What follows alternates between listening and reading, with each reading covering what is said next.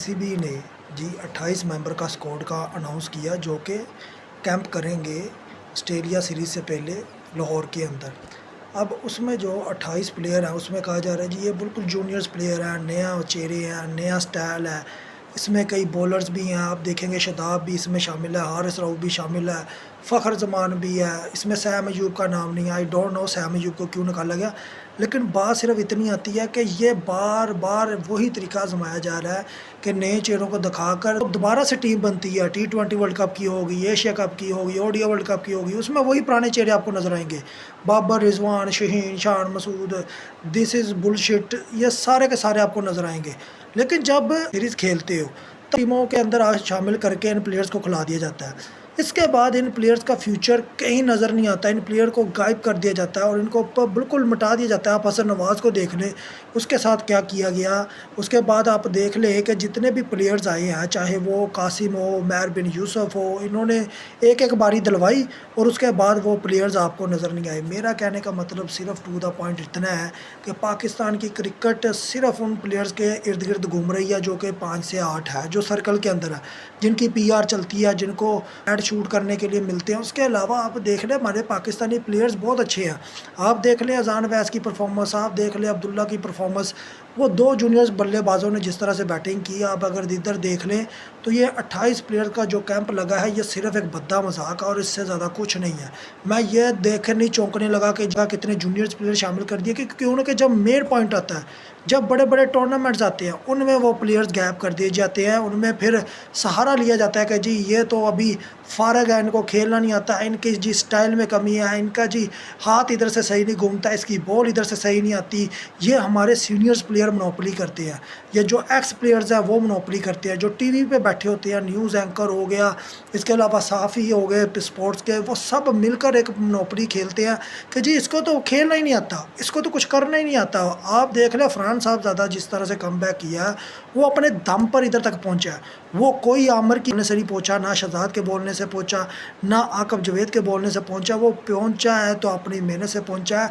अगर हमने अपनी पाकिस्तान की क्रिकेट को एक बेहतर तरीके से आगे लेकर जाना तो हमें ज़रूरी है कि हम वो जो चेहरे हैं जिनको रखते हैं कि भाई ये पाकिस्तान का टैलेंट है, ये पाकिस्तान के आने वाले सुपरस्टार है, चाहे वो माँ सदाकत हो या जितने भी प्लेयर्स हों, उनको फिर प्रॉपर चांस दिया जाए। आप देख लें कि सैम अयूब के साथ जो ज़्यादती हो रही, मैं इसके हक़ में बिल्कुल नहीं हूँ कि उसको सिर्फ इस वजह से हटा दिया जाए कि जी वो पिछली एशिया कप में नहीं चल पाया, चैम्पियन ट्रॉफी में भी नहीं चल पाया। भाई आप उसको प्रॉपर चांस दें, उसका हक़ है ओपनिंग करने का, और उसको प्रॉपर ऑलराउंडर अगर आपने बनाया तो ये आपका कसूर है, आपने उससे बॉलिंग करवाई है। अगर वो सिर्फ अपनी बैटिंग पर फोकस करता तो मेरे ख्याल में वो इस टाइम पर 2-3 सेंचुरियाँ लगा चुका होता।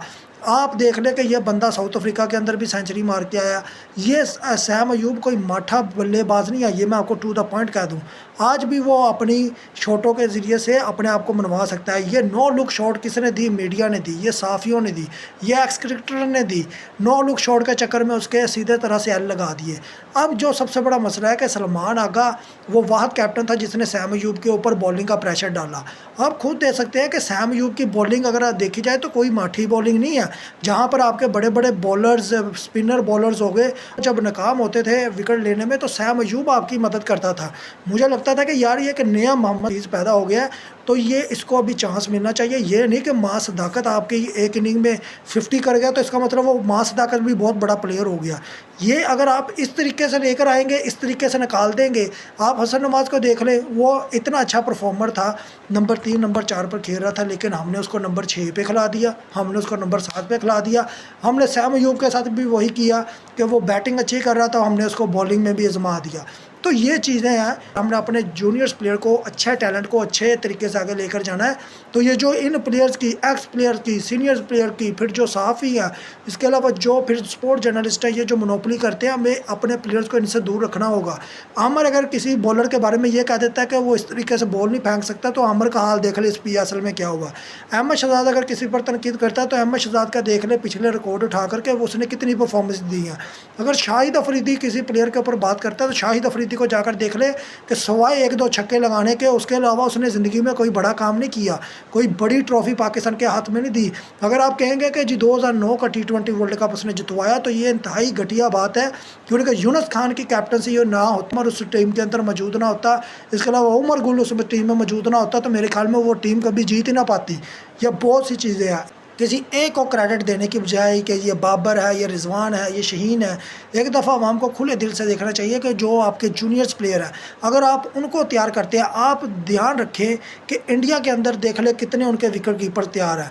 टाइम पर वो ऋषभ पंत को टेस्ट में शामिल करते हैं, टी20 में संजू सैमसन को खिला देते हैं, ओडिया में ये ईशान किशन को शामिल कर देते हैं। उनके पास 3-3 विकेट कीपर है और हम क्या कर रहे हैं, हम जी गाजी गौरी को ओडिया भी खिला रहे हैं, टेस्ट भी खिला रहे हैं। इसके अलावा रिजवान को देख ले, वो भाईजान किसी काम के नहीं है लेकिन वो फिर भी टीम के साथ दस्तियाब है। इंडिया जिस तरीके से अपने प्लेयर्स को खिलाता है, हमें भी उसी तरीके से अपने प्लेयर्स को खिलाने की ज़रूरत है। ये ज़रूरी नहीं है कि अगर बाबर नंबर 3 पे खेल रहा है तो बाबर की जगह नहीं हट सकती। ये ज़रूरी नहीं है कि अगर फरहान साहबज़ादा परफॉर्मेंस नहीं दे रहा तो फरहान साहबज़ादा को खिलाया जाए। हाँ, अगर आपको किसी टैलेंट में पर यकीन है, जैसे कि मुझे सैम अयूब के टैलेंट पर यकीन है, फरहान साहबज़ादा के टैलेंट पर यकीन है, मां सदाकत के टैलेंट पर यकीन है, हसन नवाज़ के टैलेंट पर यकीन है, तो भाई मैं उनको चांस दूंगा। मैं बाबर, रिजवान, शहीन, हारिस रऊफ, हसन अली, फ़हीम अशरफ, फ़खर जमान, मैं इनको चांस नहीं दूंगा। पिछले 5-4 सालों में मैं इनको ही देखता आ रहा हूँ। मैं क्यों बार बार इनको देखूँ, क्यों बार बार इनको खिलाकर टेस्ट के अंदर जिस तरह से हमने इनको बार बार खिलाया और टेस्ट की बदनामी हो रही है कि पाकिस्तान की जी टेस्ट क्रिकेट ख़त्म हो गई है, यूनुस मिसबा थे तो आपकी टेस्ट क्रिकेट बहुत अच्छी थी। ऐसा कुछ नहीं है। आप जैसे ही अच्छे प्लेयर्स लेकर आएंगे आपकी टेस्ट टीम उठ जाएगी। आप देखिए कामरान गुलाम जैसा गोल्डन प्लेयर आपके पास ओडीआई और टेस्ट, टी20, मैं तीनों फॉर्मेट का उसको वाइड एंड मार्कर मानता हूँ। उस जैसी बैटिंग मैंने कभी किसी की नहीं देखी। आप टू द पॉइंट बात करता हूँ, कामरान गुलाम आपका एक प्योर टैलेंट है, एक प्योर ऑलराउंडर है, लेकिन आप उसको नहीं खिलाने को तैयार, क्योंकि वो बाबर रिजवान की जगह खाने को तैयार है। और ये बात याद रखें कि अगर कामरान गुलाम खेल जाता है ओडीआई टेस्ट, जैसे कि मुझे नहीं लग रहा कि उसे खिलाने देंगे, क्योंकि वो इस स्क्वाड के अंदर भी शामिल नहीं है। तो ये बहुत से सवाल आते हैं कि किस तरीके से प्लेयर को पसे पर्दा डाल दिया जाता है, उसके बाद उसका नाम लेने वाला कोई नहीं होता। ये सो कॉल्ड ये जो से स्पोर्ट जर्नलिस्ट हैं, इंतहाई घटिया तरीन है। ये पैसे की खातिर ये कुछ भी बोलने को तैयार हो जाते हैं, लेकिन किसी प्लेयर का साथ देने को तैयार नहीं होते। आगे आप खुद समझदार हो।